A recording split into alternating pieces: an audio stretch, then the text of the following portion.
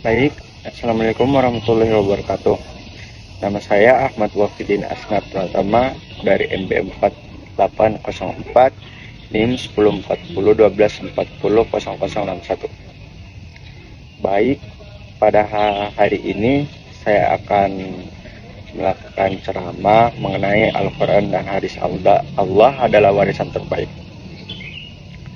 Alhamdulillahirabbil alamin. Segala puji bagi Allah yang telah menurunkan petunjuknya kepada kita melalui Al-Quran dan mengutus Rasulullah Shallallahu Alaihi Wasallam sebagai teladan bagi seluruh umat manusia.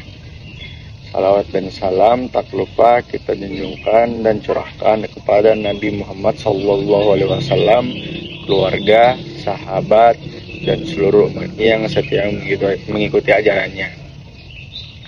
Yang saya hormati Bapak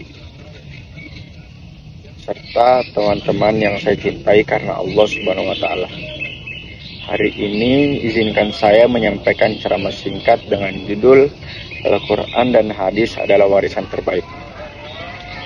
Teman-teman yang dirahmati Allah, pernah gak sih kita mikir kalau orang tua kita meninggal dunia, mereka pasti akan meninggalkan warisan. Bisa berupa uang, rumah, tanah, atau barang berharga lainnya.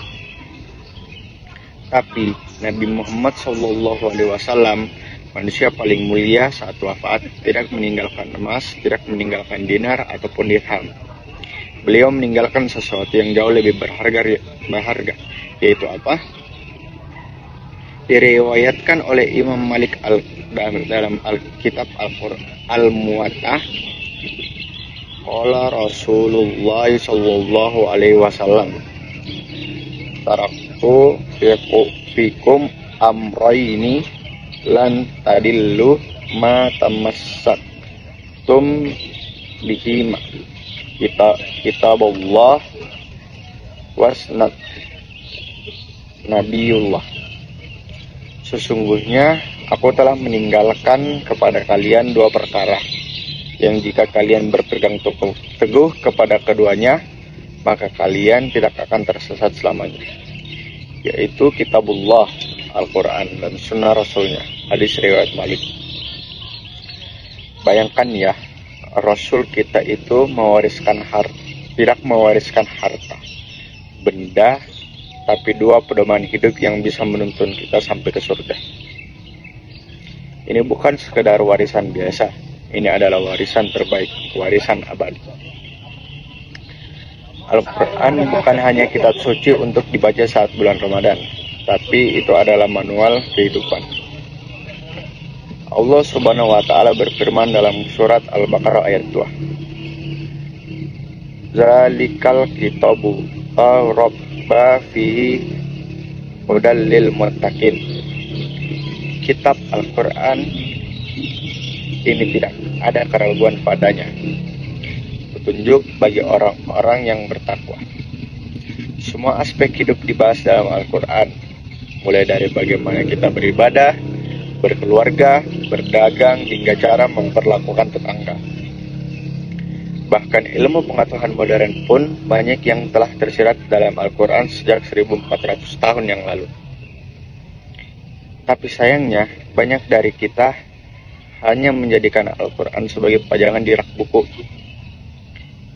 Padahal dia adalah kompas hidup yang seharusnya kita baca, pelajari, dan amalkan setiap hari.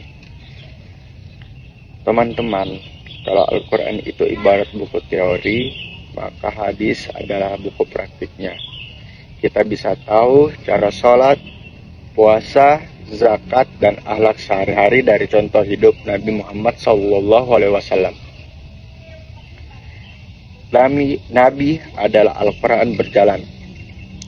Dalam diri beliau, kita melihat langsung bagaimana ayat-ayat Al-Quran diwujudkan dalam tindakan nyata. Mau tahu bagaimana sabar yang benar? Lihat bagaimana Rasul sabar ketika dihina. Mau tahu cara menjadi pemimpin yang adil? Lihat bagaimana Rasul memimpin umat tanpa kekerasan. Teman-teman sekalian, harta bisa habis, jabatan bisa hilang, tapi ilmu, petunjuk, dan kebaikan yang kita ambil dari Al-Quran dan hadis akan kekal sampai akhirat.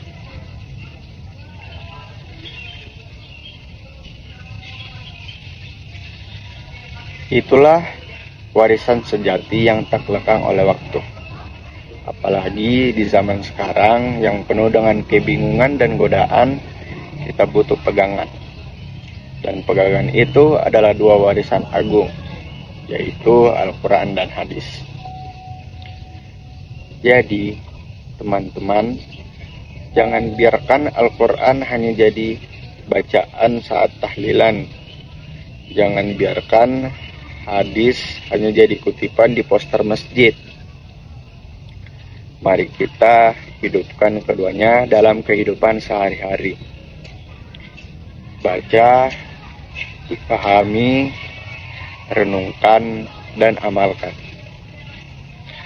Karena kalau kita benar-benar berpegang pada warisan terbaik ini, insya Allah kita enggak akan tersesat. Bahkan di dunia yang makin membingungkan seperti sekarang ini, semoga kita semua termasuk golongan yang mencintai Al-Quran dan Sunnah, dan menjadikan keduanya sebagai bekal utama menuju akhirat. Baik, itu saja yang bisa saya sampaikan pada ceramah kali ini. Lebih dan kurangnya mohon dimaaf.